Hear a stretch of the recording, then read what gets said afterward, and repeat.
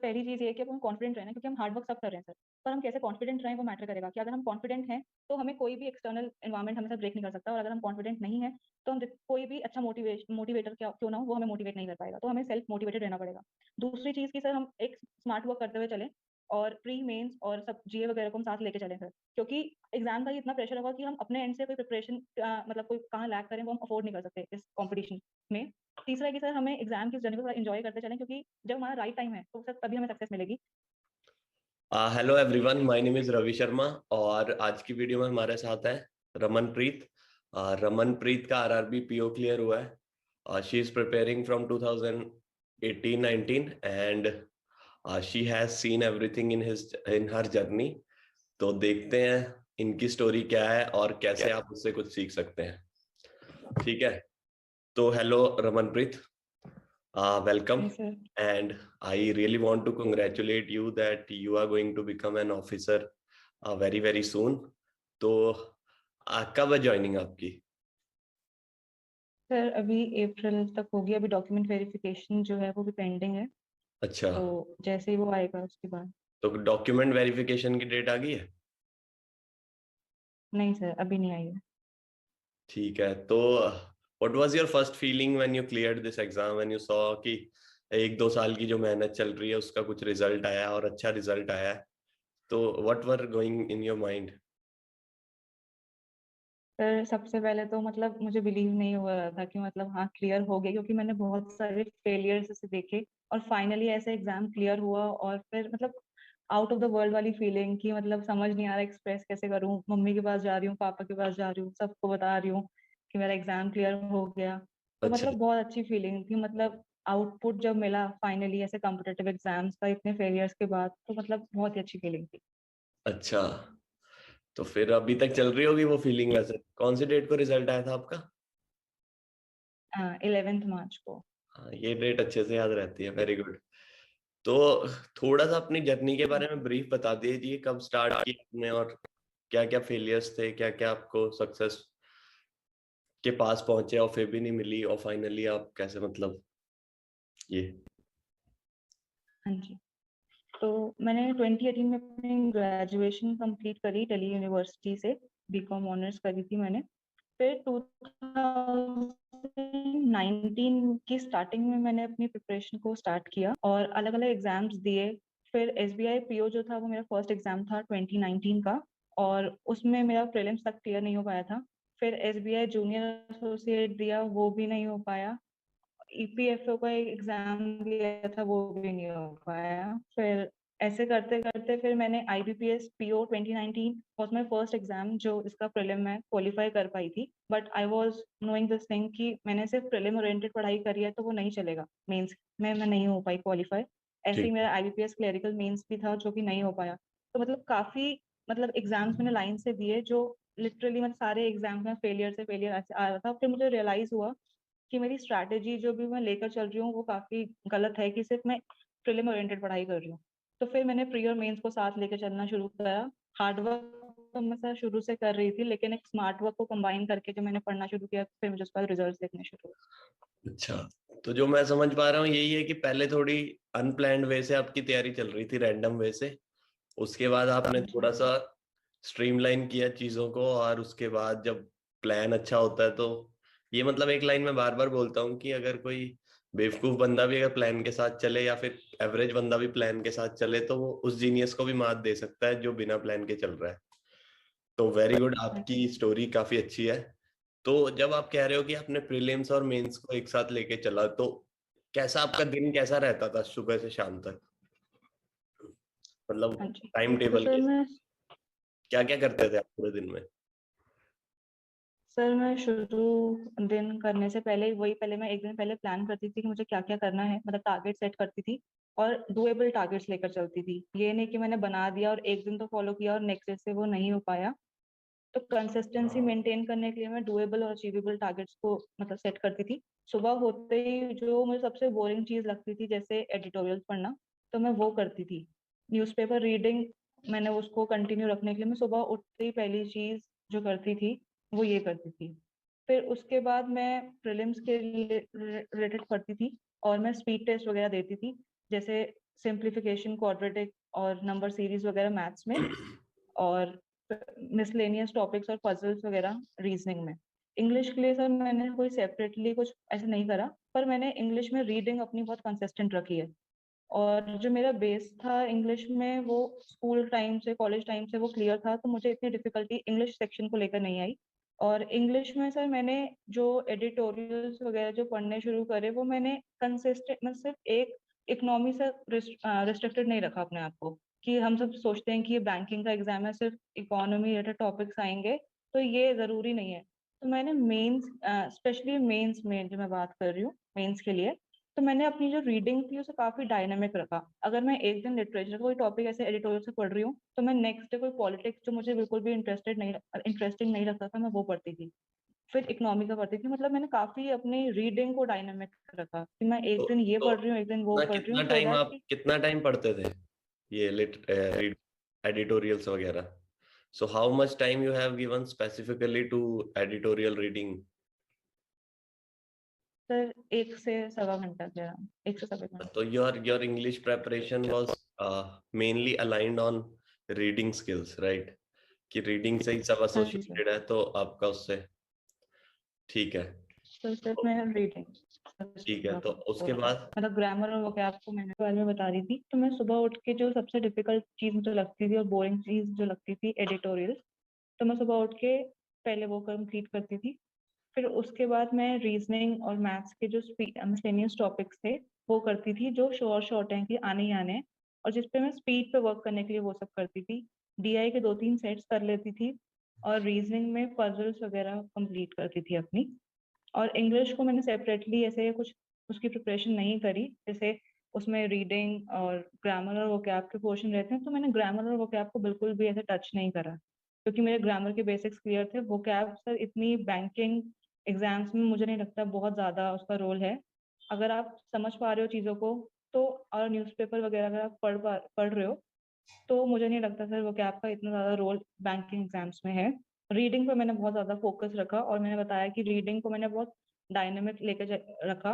एक दिन लिटरेचर का टॉपिक कर रही हूँ तो पॉलिटिक्स का कर रही हूँ, फिर इकोनॉमी का कर रही हूँ, तो मैंने ऐसे रीडिंग पे मैंने बहुत अपना फोकस रखा। और फिर मैं अपने सर प्रीलिम्स वगैरह का अगर मॉक दे पाती थी तो मैं दे देती थी। और शाम को कुछ टाइम, मतलब ज्यादा टाइम मैं मेंस के लिए से स्पेयर नहीं करती थी, लेकिन हाई लेवल पजल या फिर अर्थमेटिक का टॉपिक मैं ये सब लेके चलती थी।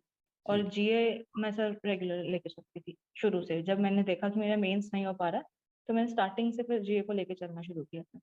तो जो मेंस के आप कह रहे हो कि आप 1-2 घंटे थोड़ा हाई लेवल क्वेश्चन देख लेते थे, तो वो किधर से, what were the sources of those questions?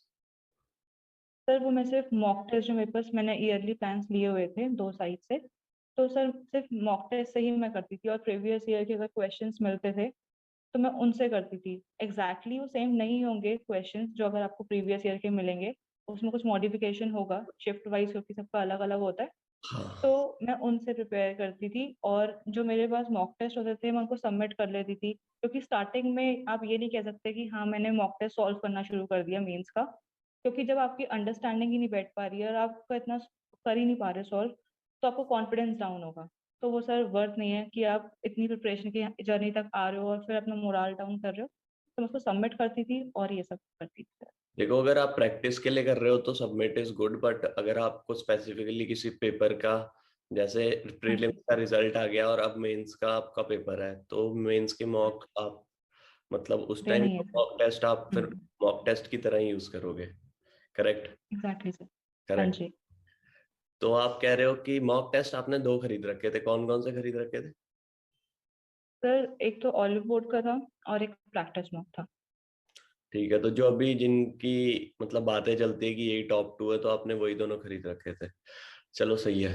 तो नेक्स्ट क्वेश्चन मेरा ये है कि जो मॉक है, मॉक की क्या इंपॉर्टेंस है, और उसको आप मतलब देते थे, उसके बाद एनालिसिस कैसे करते थे, और क्या एनालाइज करते थे उसमें?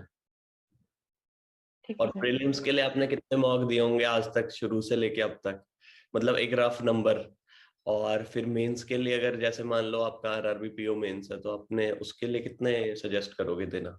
सब बता दो मॉक्स के बारे में आप। ठीक है सर। तो सर मॉक्स का बहुत वाइटल रोल है अगर एग्जाम्स की हम इन बात करें, क्योंकि हमारा एग्जाम रियल एग्जाम लेवल जो है, जो हम जज कर सकते हैं वो इनके थ्रू ही कर सकते हैं। चाहे हम प्रैक्टिस कर रहे हैं लेकिन हम प्रैक्टिस को अपना टेस्ट नहीं कर पा रहे हैं, तो सर वो हमारा कॉन्फिडेंस बिल्डअप नहीं हो पाएगा। तो मैंने मॉक टेस्ट जो अपनी शुरू से, अगर अब जो मैंने अभी तक दिए होंगे प्रीलिम्स, तो मैंने 100+ टोटल दिए होंगे सारे एग्जाम्स को मिलाकर। और अगर स्पेसिफिक अगर इसी एग्जाम की बात करूं, आरआरबी की, तो सर मैंने आरआरबी के लिए इतना ज्यादा मॉक्स नहीं दिए, मतलब मैंने दिए होंगे 15-16 मॉक्स दिए होंगे आरआरबी रिलेटेड।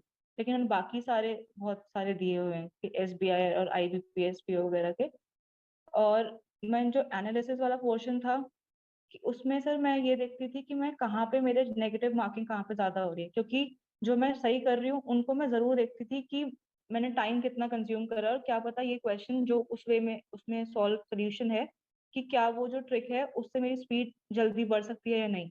और अगर मुझे लगता था कि मैं उसे रिटेन कर पाऊंगी तभी मैं वो करती थी, अदरवाइज मैं अपने मेथड को ही लेकर चलती थी और उसकी डेली प्रैक्टिस करती थी, सो दैट कि मेरी स्पीड उसमें बढ़ जाए। और जो मेरे क्वेश्चन, जो मैं जहाँ पे रॉन्ग क्वेश्चन थे, जहाँ पे मेरी नेगेटिव मार्किंग हुई है, उनको मैं बहुत अच्छे से करती थी। और जो अनअटेम्प्टेड वाला पोर्शन था वो भी देख के चलती थी कि क्या मैंने क्वेश्चन कोई ऐसा तो नहीं छोड़ दिया जो स्कोरिंग था मुझे आता है और मैं नहीं कर पाई हूँ। ठीक है। तो सर प्रीलिम्स का अगर मॉक एनालिसिस करें तो उसमें इतना टाइम आपको नहीं लगेगा अगर हम मेंस का करें, क्योंकि मेंस में आप टोटली रिलाई करते हो मॉक्स पे अपने, शुरू से लेकर हर एक चीज तक। और रीडिंग, जीए, हर एक चीज आप मॉक्स पे रिलाई करते हो, क्योंकि आपको पीडीएफ वगैरह से जो हर जगह से मिल जाएंगी, तो उसमें 80% फ्री का कंटेंट ही रहता है। अगर करेक्ट। आपको कुछ अच्छा सोर्स चाहिए तो सर वो मॉक टेस्ट ही है और प्रीवियस ईयर क्वेश्चंस हैं। तो मॉक का एनालिसिस सर मैं बहुत टाइम लगता था मुझे मेंस की अगर मैं बात करूं। कभी कभी ऐसा भी होता था कि एक दिन निकल गया, 1.5 दिन निकल गया, तो पर थोड़ा लगता भी था worth it है, कि हाँ सारा सर। वर्थ इट है वो, अगर चाहे आप 1 या 2 दिन भी लगा रहे हैं मेंस के मॉक का एनालिसिस करने में और आपके पास टाइम है, तो आप अच्छे से उसको मॉक का एनालिसिस कीजिए। मतलब it is not about how many mocks you are giving, it is about how many mocks you are analysing properly. तो that will contribute to your success. तो आपने हाँ मतलब जी। मॉक्स वगैरह इतने अच्छे से एनालाइज किए, शायद इसीलिए मतलब आपको आरआरबी पीओ में जॉब मिल गई है। तो जो इनिशियल जो फेलियर्स आते थे, तो तब आप कैसे अपने आप को मोटिवेट रखते थे? जब मतलब कोई पेपर आ गया, आपने अच्छा पेपर दे दिया, फिर भी आप फेल हो गए, फाइनल मतलब कट ऑफ ऊपर चल गई या कुछ भी ऐसा XYZ रीजन से, तो how how would you motivate yourself? Sir मेरा जो अभी शुरू से मैं अपनी जर्नी बता रही हूँ, तो मैं हमेशा कोई बहुत ज्यादा मार्जिन से नहीं रही हूँ। जब मेरा अगर मेंस भी, मेरा जो फर्स्ट था आईबीपीएस वाला, और उसमें भी मैं से 0.5 से रीजनिंग की सेक्शनल कट ऑफ की वजह से रही थी, जिसमें मेरा एक सेक्शन जो था डिस्क्रिप्टिव का वो इवेल्युएट ही नहीं हुआ था। अच्छा। तो मुझे ये चीज तो मतलब बहुत पॉइंट पॉइंट से मैं रही हूँ। तो मेरे को ये समझ आ गया था कि मैं जो 2-3 मार्क्स, और या फिर मुझे कुछ एक पोर्शन है जो मैं गलती कर रही हूँ, मैंने इस पर वर्क करना है। तो मेरे पेरेंट्स का इसमें सर बहुत बड़ा रोल रहा है कि मतलब मैं एक दिन तो रोती थी, मतलब कि यार नहीं हो पा रहा, नहीं हो पा रहा। लेकिन हाँ, मेरे पेरेंट्स का बहुत बड़ा रोल रहा है कि मतलब उन्होंने मुझे कंटिन्यूअसली बहुत सपोर्ट किया। मतलब मेरे पापा मुझे हमेशा बोलते थे कि अगर अरे तेरे से हो जाएगा, और तेरे से नहीं होगा तो फिर किससे होगा। चाहे मेरे अलावा उस टाइम सबसे हो जाए, लेकिन मुझे ऐसे उन्होंने बैक करके रखा था कि नहीं, तेरे से नहीं होगा तो किसी से नहीं होगा, ये सोच के तू कर। और हमेशा कोई एक अच्छी चीज रही होगी कि नहीं हुआ, क्या पता कोई और अपॉर्चुनिटी तेरा वेट कर रही हो। तो बिल्कुल। सर ये सब चीजें थी, और मैं रात को अपने आप को, मतलब उस टाइम तो मुझे काफी बुरा लगता था, लेकिन मैं रात को एक पॉजिटिव अफर्मेशन के साथ सोती थी कि नहीं, मैंने कल से अच्छे से पढ़ना है, क्योंकि मैं 2-3 दिन वेस्ट नहीं करूंगी। क्योंकि मैं 70-80% अपनी जर्नी में आ चुकी हूँ, अगर मैं यहाँ गिव अप कर दूंगी तो जो रिमेनिंग का 10-15 या 20% रहा है, तो मुझे वापस स्क्रैच से शुरू करना पड़ेगा। तो सर मैंने मतलब 1-2 दिन से ज्यादा मैंने कभी नहीं लिया, मैंने वापस अपनी प्रिपरेशन को गेयर किया, स्टार्ट किया फिर अच्छे से। हाँ, तो मतलब सेल्फ जो पॉजिटिव टॉक्स होते हैं वो बहुत इंपॉर्टेंट होते हैं। आप पॉजिटिव कितनी अफर्मेशंस यूज कर रहे हैं, एक तो उनका इंपॉर्टेंस बताया रमन ने, और इन्होंने ये बताया कि जो आपके साथ वाले हैं, आपके पेरेंट्स, आपके फैमिली मेंबर्स हैं, फ्रेंड्स हैं, उनका जो सपोर्ट है वो भी इक्वली इंपॉर्टेंट है। मतलब सक्सेस जो मिलती है वो एक चीज से नहीं है कि आप ऐसे बोल दो कि मैंने मेहनत की है सर तो मैं मेरे को ही क्रेडिट मिलता है। तो credit should go to everyone. और एग्जैक्टली। वही रमन की स्टोरी है। तो रमन, अगला क्वेश्चन मेरा ये है कि मान लो कि पेपर चल रहा है, ठीक है, तो प्री में आपका क्या माइंडसेट होता था और मेंस में क्या माइंडसेट होता था? मतलब वो वाला दिन मैं देखना चाहता हूँ कि जैसे मान लो आपका आज आरआरबी पीओ का एग्जाम है, तो आप सुबह से क्या सोच रहे हो, एग्जाम में क्या सोच रहे हो, और फिर एग्जाम खत्म हो गया तो क्या सोच रहे हो? मेंस का बताओ पहले। मेंस का तो ठीक है सर, मैं मेंस में मतलब हमें अब जो भी हमने कंसेप्ट सीखे हैं उसमें स्पीड का रोल नहीं है सर। मेंस में आपके एप्लीकेशन ऑफ कंसेप्ट्स का रोल है उसमें सबसे ज्यादा। अगर मैं सिर्फ आरआरबी पीओ की बात करूं तो सर उसमें हमें एक अलग स्ट्रैटेजी अडॉप्ट करनी पड़ेगी अगर एसबीआई और आईबीपीएस से, क्योंकि इसमें हमारे पास कॉम्पोजिट टाइम है 2 घंटे का। तो इसमें हमें अपने अकॉर्डिंगली चूज करना है कि मेरा कौन सा सेक्शन स्ट्रॉन्ग है जो मैं स्टार्टिंग में करके इसको निपटा सकती हूँ, सो दैट जो जल्दी टॉपिक्स हो जाएंगे, जैसे मेरा जीए और कंप्यूटर था और इंग्लिश था, ये मैं इस ऑर्डर में लेके चलती थी कि अगर ये जल्दी हो जाएगा तो मेरे दिमाग से ये स्ट्रेस चला जाएगा कि मेरा बहुत सारा भी पेंडिंग बचा हुआ है। तो मैं ये सब स्टार्टिंग में करती थी। 10 मिनट मैंने इसको दे दिए जीए को, 10 से 12 मिनट कंप्यूटर को, फिर इंग्लिश को, फिर रीजनिंग और मैथ्स में से जो भी ऐसा है कि इजी है, क्योंकि सर उनमें से एक सेक्शन इजी रहता है कंपैरेटिवली दूसरे से, रीजनिंग या मैथ्स की अगर मैं बात करूँ तो हमें सर ये चीज लेकर चलनी है कि अपने एक मिनिमम नंबर ऑफ अटेम्प्ट हम हर सेक्शन में रखें, क्योंकि बहुत सारे बच्चे ऐसे भी होंगे कि वो रीजनिंग में तो इतने अटेम्प्ट कर रहे हैं कि उनकी कट ऑफ से कई ज्यादा मार्क्स आ रहे हैं, लेकिन दूसरे में आपकी उनकी कट ऑफ भी मीट नहीं हो पा रही। तो एक स्मार्ट वर्क बहुत ज्यादा जरूरी है इसमें। तो मैं ऐसे करती थी कि जैसे मेरा, मैं बताया कि मेरा इंग्लिश स्ट्रॉन्ग था, तो मैं इंग्लिश पे मतलब मेरे नंबर ऑफ अटेम्प्ट डिसेंट होते थे कि हाँ मैं कर लूंगी। रीजनिंग की अगर मैं बात करूं तो सर मैं रीजनिंग में जितने मेरे से हो पाते थे उस टाइम कंसिडर मतलब टाइम को कंसिडर करते हुए तो मैं उतने अटेम्प्ट रखती थी, चाहे मैं और कर पाऊं, लेकिन मैं दूसरे सेक्शन पे जरूर जाती थी मैथ्स में, कि ये ना हो कि मेरे इसमें तो बहुत अच्छे मार्क्स आ जाएं और उसमें मेरी कट ऑफ भी मीट ना हो पाए। तो और सर मेरी एक्यूरेसी ऐसी थी कि मैंने अगर रीजनिंग में 24 या 25 पर एग्जैक्टली मेरे उतने ही थे सही। मैथ्स में भी ये था कि मैंने बहुत ज्यादा अटेम्प्ट नहीं करे, सिली मिस्टेक करी सर मैंने उसमें। मुझे रियलाइज हुआ कि मैंने बहुत मतलब पैनिक सिचुएशन में मैं बीच में आ गई थी एग्जाम के बीच में कि नहीं ये बहुत इजी सा क्वेश्चन है, हम ईगो पे ले जाते हैं कि ये करना ही करना है, मुझसे कैसे नहीं हो रहा, मेरे तो सारे हो रहे थे प्री में मेंस में, तो ये क्यों नहीं हो पा रहा है ये टॉपिक। तो सर ये मेरी एक लर्निंग है इस एग्जाम से कि कोई चीज को हमें ईगो पे लेकर ना करें।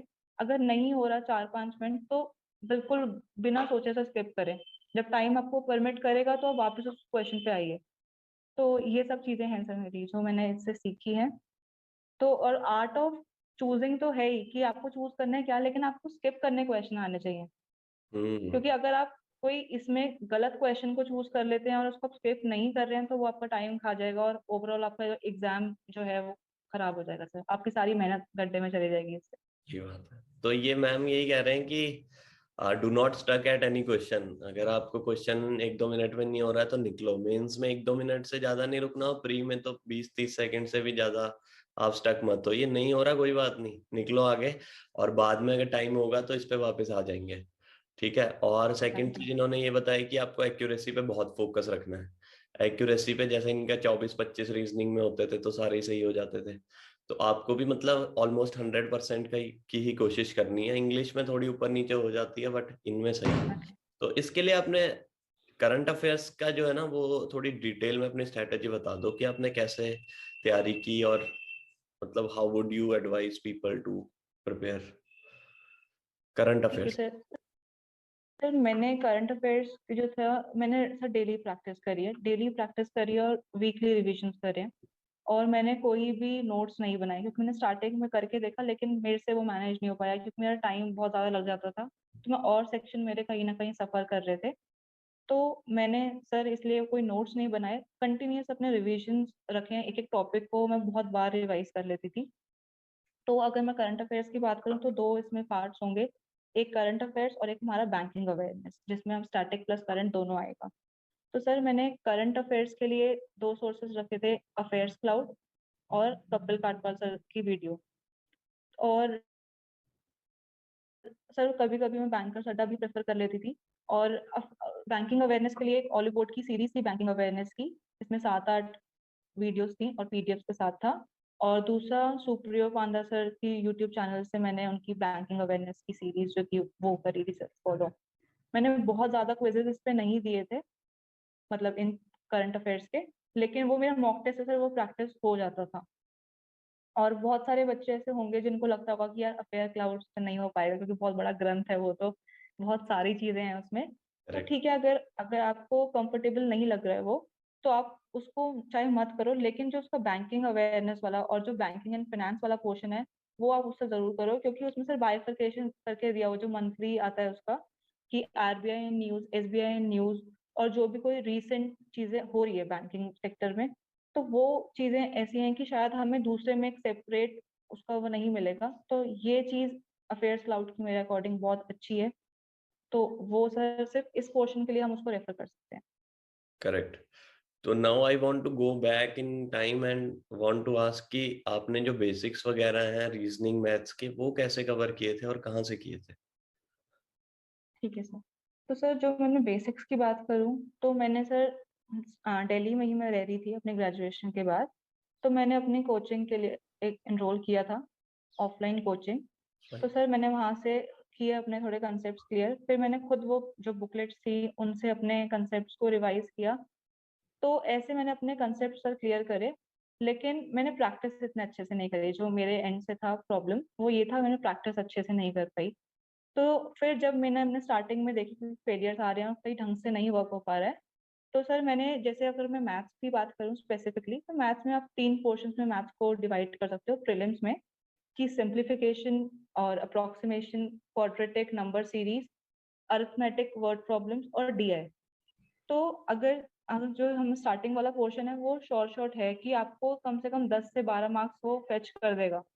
तो ये टॉपिक्स ऐसे हैं कि हर कोई कर लेगा, पर वो कितने टाइम में कर पा रहा है वो मैटर करेगा सर इसमें। आपको एज चाहिए तो आप इन टॉपिक्स को कंटिन्यूस बेसिस पे कंटिन्यू रखिए और प्रैक्टिस करिए, क्योंकि मैं इसको एक स्पेसिफिक टाइमर लगा के करती थी, अगर मैं अपनी बात करूँ तो, कि अगर मैं आज इसके 15 क्वेश्चन कर पा रही हूँ इतने टाइम में, तो नेक्स्ट डे वो 16 या 17 ही होने चाहिए।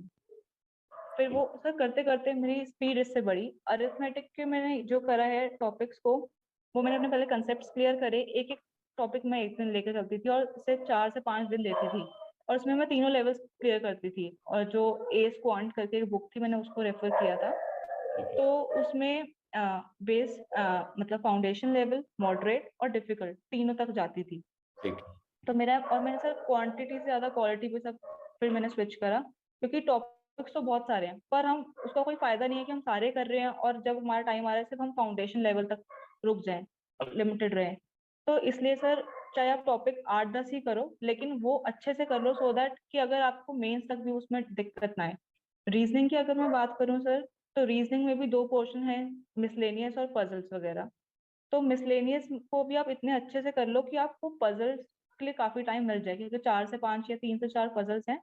तो आपको सर 12 से 13 मिनट मिल जाए उसको सॉल्व करने के लिए, क्योंकि पजल्स के बिना आप नहीं कर पाओगे, क्योंकि पजल्स का बहुत मेजर पोर्शन है रीजनिंग में। और मैं मेक श्योर करती थी कि मैं इसको एंड में ही करूँ पजल्स को, क्योंकि अगर आप स्टार्टिंग में कुछ रुक जाओ, गलत कर जाओ, तो फिर आपका कॉन्फिडेंस लेवल चला जाएगा सर, क्योंकि पॉसिबिलिटीज भी लेकर हमें चलनी होती हैं। और इंग्लिश की अगर मैं बात करूँ तो सर मैंने सिर्फ और सिर्फ रीडिंग पे फोकस रखा है। अगर किसी को रीडिंग में डिफिकल्टी आती है, तो मैं उसको सजेस्ट करना चाहूंगी कि वो डायरेक्टली, सब कहते हैं द हिंदू न्यूज़पेपर रेफर करें, तो वो ना करें बिल्कुल भी। अगर आप रीडिंग ही आपकी नहीं है, आपको सिटिंग ही नहीं मैनेज कर पा रहे, आप नहीं कर पा रहे, तो आप बेसिक कोई भी चीजें पढ़ो, चाहे आप नॉवेल्स पढ़ लो, चाहे आप अपनी बेसिक टेक्स्ट बुक पढ़ लो, लेकिन अलग अलग सब्जेक्ट्स की पढ़ लो, सो दैट कि आप रीडिंग हैबिट को इनकलकेट कर पाओ। कैलकुलेट, सही बात है। फिर कर, आप जब आप देख पा रहे हो कि आप थोड़ा उसको एनालाइज कर पा रहे हो, मतलब आप समझ पा रहे हो, कॉम्प्रीहेंड कर पा रहे हो कि क्या दिया हुआ है उसमें, तब आप स्विच करो फिर कोई भी न्यूज़पेपर पे। और पूरा न्यूज़पेपर पढ़ने की जरूरत नहीं है, आप सिर्फ एडिटोरियल एक दो करो और आप समझ पा रहे हो तो कंटिन्यू, मतलब बार बार पढ़ के देखो। जब आप समझ पा रहे हो तो बस सर फिर आप स्विच कर सकते हो न्यूज़पेपर पे। ठीक है। तो ये यही कह रही है रमनप्रीत कि अगर इंग्लिश की बात है तो आप कॉम्प्रिहेंडिंग एबिलिटीज पे थोड़ा फोकस करो, स्पीड वीड तो बढ़ती रहेगी अगर आपको समझ आने लगी चीजें तो। ठीक है। और बाकी बेसिक्स करके क्वेश्चन प्रैक्टिस जो है वो इम्पोर्टेंट है। अगर आप बेसिक्स क्लियर कर लोगे, क्वेश्चन प्रैक्टिस नहीं करोगे, तो इसलिए शायद इनको थोड़ा सा एक्स्ट्रा टाइम लग गया पेपर क्लियर करने में। इनिशियली सिर्फ बेसिक्स क्लियर करके she moved on. But banking ऐसा पेपर है कि आपको प्रीलिम्स में भी मेहनत करनी पड़ेगी, मतलब क्वेश्चंस इतने प्रैक्टिस कर लो कि वहां पे मतलब प्रीलिम्स मैं सच बता रहा हूँ, मेरे लिए तो फन हो गया था बाद में। I use to go and have fun and score 80 80 90। मतलब इतना उनका फिक्स है पैटर्न प्रीलिम्स का। अगर आप प्रीलिम्स भी नहीं क्लियर कर रहे हो तो आप में दिक्कत है, क्योंकि आप प्रैक्टिस नहीं कर रहे। ठीक है, तो यही यही बात हुई। और एक और सेक्शन होता है कंप्यूटर, कंप्यूटर का होता है शायद आरआरबी में, तो वो आपने किधर से हाँ किया? जी। सर कंप्यूटर के लिए मैंने बहुत ज़्यादा नहीं पढ़ पाई थी, क्योंकि मेरे 3 मेंस लाइंड अप थे एक साथ ही। एसबीआई का भी, आईबीपीएस आरआरबी भी, और आईबीपीएस पीओ भी। तो और सर मेरा एक्सपेक्टेड नहीं था मुझे कि मेरा आरआरबी पीओ हो जाएगा प्रीलिम, क्योंकि मेरे अटेम्प्ट इतने अच्छे नहीं थे उसमें। और जिसको भी मैं बता रही थी सब बोल रहे थे कि यार ये तो नहीं हो पाएगा, ये नहीं हो पाएगा, इसमें बहुत स्पीड मैटर करती है, तो नहीं हो पाएगा। लेकिन वो जब मेरा क्लियर हुआ और साथ में मेरा एसबीआई भी हुआ, फिर आईबीपीएस भी हुआ, तो सर मैंने कंप्यूटर के लिए इतनी ज़्यादा प्रैक्टिस नहीं करी। 2 सोर्सेज हैं जो मैं रेफर कर सकती हूँ, वो है एक ऑलिव बोर्ड, उसकी एक कंप्यूटर की एक पीडीएफ आती है। ई बुक थी। हाँ जी, वो। और एक अरिहंत की है, लेकिन आप डायरेक्टली सिर्फ वो मत करें क्योंकि वो बहुत बड़ी है। अरिहंत की और 200 250 पेजों की, वो तो नहीं हो पाएगी अगर आपके पास 10 15 दिन ही है तो आप वो पीडीएफ्स पढ़ लो, चाहे ग्रेड अप की पढ़ लो, चाहे ओनली बोर्ड की पढ़ लो। ठीक है। और सर मैंने सिर्फ एक दिन पहले ही, जैसे मेरा एग्जाम था, मतलब मैं 29 को अपना एसबीआई पीओ देकर आई थी मेंस, और 30th को मेरा जनवरी को ये वाला एग्जाम था आरआरबी का। तो मैंने कुछ भी ऐसे और कुछ नहीं करा, मैंने सिर्फ कंप्यूटर की एक यूट्यूब पे वीडियो देखी थी, गोल्डन करियर का शायद एक चैनल था। तो 2 ढाई घंटे मैंने लगाए उसमें, और सर एमसीक्यूज देखे, बस मेरा मतलब मेरा शायद लक मैट इसमें चल गया कि हो गया। और देखो। मुझे ये भी पता था कि अगर मेरा हाँ, तो मुझे ये पता था कि अगर मेरा कोई सेक्शनल कट ऑफ अगर मेरी रुकेगी और अगर मेरा पेपर रुकेगा तो वो कंप्यूटर का सेक्शन ही होगा, क्योंकि मैंने इसकी इतनी प्रैक्टिस नहीं करी। बट मैं सजेस्ट करना चाहूंगी कि शुरू से आप थोड़ा कंप्यूटर पे भी फोकस करो, क्योंकि सेक्शनल कट ऑफ बहुत बड़ा रोल प्ले करती है। बाकी देखो, लक तो फेवर करेगा अगर आप अच्छे से मेहनत कर रहे हैं ना। कहीं और कम लक फेवर कर जाएगा तो यहाँ पे आपको वो वाला लक फेवर कर जाएगा। तो लक की तो आप बात छोड़ दो, बाकी मेहनत आपने काफी की है, इसलिए आपका हो गया है। और नेक्स्ट मैं ये पूछूंगा कि जैसे प्रीलिम्स हो गया, ठीक है, मेंस भी हो हाँ गया, जी। फिर आता है इंटरव्यू। तो आपका जिस दिन हाँ जी। आरआरबी पीओ का इंटरव्यू था, उससे एक दिन पहले आपकी मेरे से बात हुई थी, तो वो क्या बात हुई थी? सर मैं आपको प्रॉपर इंटरव्यू तो नहीं दे पाई थी जब आपको कॉल आया था, क्योंकि मुझे नेक्स्ट डे लखनऊ के लिए निकलना था। तो मतलब ये था वो सर कि मेरा कॉन्फिडेंस लेवल काफी आपकी बात करके मतलब बढ़ गया था, क्योंकि जैसे आप मैंने आपको बोला था कि मुझे डर लग रहा है और मुझसे शायद लग रहा है कि यार कैसे मैं फेस कर पाऊंगी, मेरा फर्स्ट इंटरव्यू है। तो आपने बोला कि अच्छा आपको डर लग रहा है, मुझे तो नहीं लग रहा कि आपको डर लग रहा है, आपका कॉन्फिडेंस लेवल तो काफी अच्छा है। तो जो आपने मुझे वो थोड़ा वर्ड से मोटिवेट किया, तो वो काफी ज्यादा मेरे लिए हेल्पफुल रहा है सर। और मैं वहां पे भी गई तो मैंने ये सोच के नहीं गई कि मेरा इंटरव्यू है, चाहे मुझे अंदर से डर लग रहा था काफी। मैं बच्चों को देख रही हूँ, सब अपने भगवानों को याद करने में लगे हुए थे, कोई सीधा बैठ ही नहीं रहा, सब आगे पीछे हुए जा रहे हैं, यहाँ से वहां एक दूसरे को देख रहे हैं, कोई नेल्स पा रहा है, कोई कुछ कर रहा है। और काफी मतलब डिफिकल्ट सिचुएशन हो जाती है कि यार नेक्स्ट मेरा नंबर है, कैसे होगा, क्या मैं ढंग से गेट पहले खोल के गुड आफ्टरनून ना बोल दूं, गुड मॉर्निंग की जगह बहुत सारी चीजें हैं। तो मैंने बस ये सोचा कि वही मुझे वर्ड्स याद आते थे अपने पापा के कि अगर तेरे से नहीं होगा तो किसी से नहीं होगा। तो बस फिर मैं एंटर करे बहुत एक स्माइल के साथ, और मुझे लगा ही नहीं कि सर मेरा इंटरव्यू कब शुरू हुआ कब खत्म हुआ, चाहे वो मेरा पहला इंटरव्यू था लाइफ का। तो मेरी वो इंटरव्यू से ज्यादा ऐसा लग रहा था कि एक लाइट हार्टेड कॉन्वर्सेशन चल रही है, सब हंस हंस के बात कर रहे हैं, मैं हंस हंस के रिप्लाई कर रही हूँ। तो शायद एक स्माइल एक बहुत बड़ा फैक्टर होगा, और तुम्हारा कॉन्फिडेंस लेवल वो तुम्हें बार बार ट्रैप्स देंगे। मतलब जैसे एक पैनलिस्ट ने मुझसे क्वेश्चन पूछा, मतलब कि व्हाट इज वुमेन एम्पावरमेंट, पहला क्वेश्चन उनका ये था। तो मैंने ये उनको बताया कैसे कैसे आप उसको कर सकते हो, मतलब एम्पावर कर सकते हो, मैंने वो पॉइंट दिया।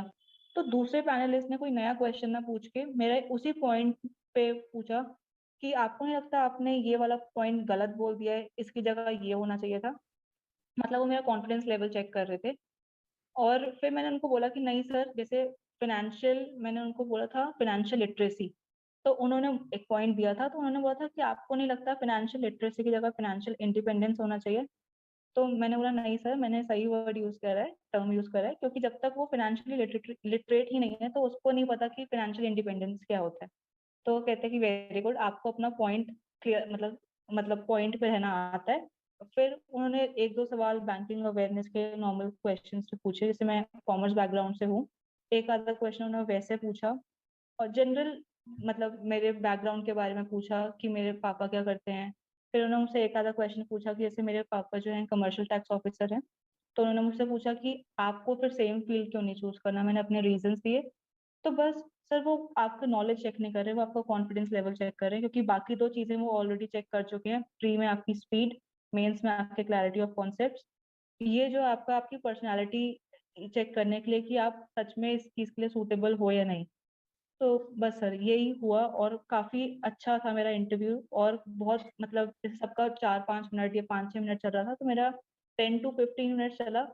मतलब मुझे ये था कि हो पता नहीं हो जाएगा, मुझे लग रहा था कि मतलब पता ही नहीं चला कि इंटरव्यू था, और अच्छी सी कॉन्वर्सेशन होके खत्म कब हो गया पता नहीं चला। Very good, very good. तो इंटरव्यू में तो बस यही है कि डरो मत और जाके अच्छे से बात करके आओ। सब कुछ आपकी ही सराउंडिंग से पूछा जाएगा, आप कौन है, आप क्या करते हैं, आपकी फैमिली में कौन है, और या अपने ग्रेजुएशन से एक दो क्वेश्चन आ जाएंगे, या फिर थोड़ा सा बेसिक बैंकिंग आ जाएगी। इसके अलावा और कुछ नहीं है। बाकी आप मस्त रहोगे तो बहुत अच्छा इंटरव्यू जाएगा।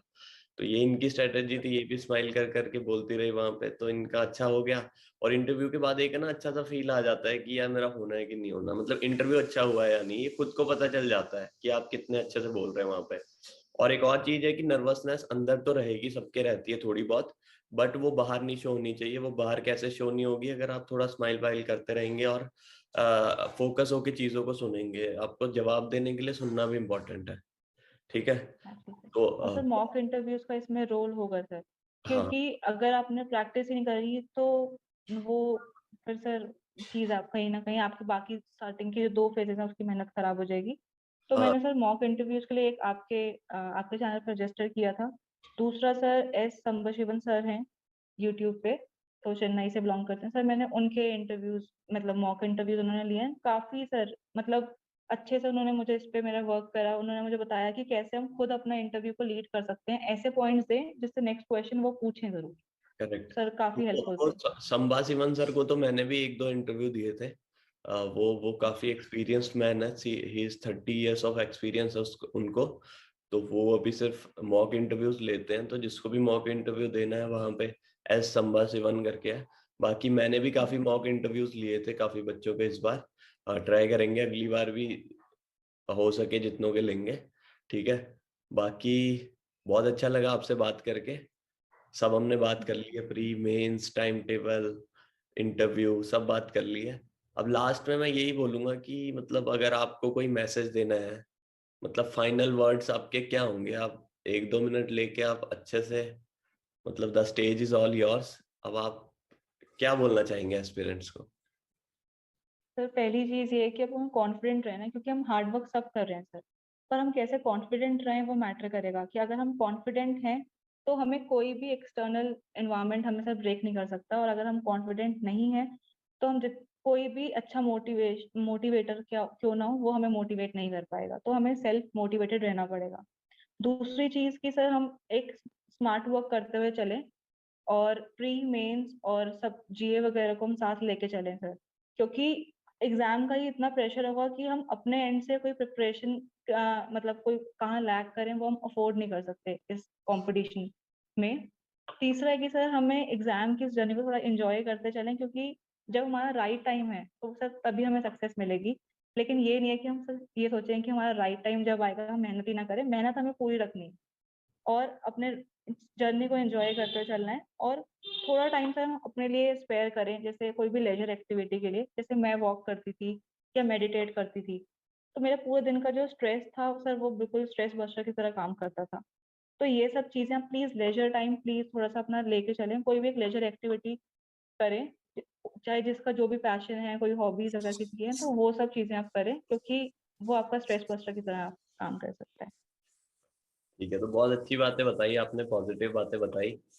और आई होप दैट बहुत सारे बच्चे आपकी स्टोरी से थोड़ा इंस्पायर हों और आपकी जो स्ट्रेटजीज हैं उनको थोड़ा अपने वे से अमेंड करके, या फिर जैसे उनको सही लगे वो अडॉप्ट करें और उनकी हेल्प हो। Thank you so much for your time, and I again congratulate you, and my best wishes are with you that you will do great in RRB PO and you will go for bigger exams too. So do not stop, and it is a constant learning journey. And uh, by the vibe I can feel, I can say that you will do great in your life. So thank you very much, Rahul. Thank you, sir.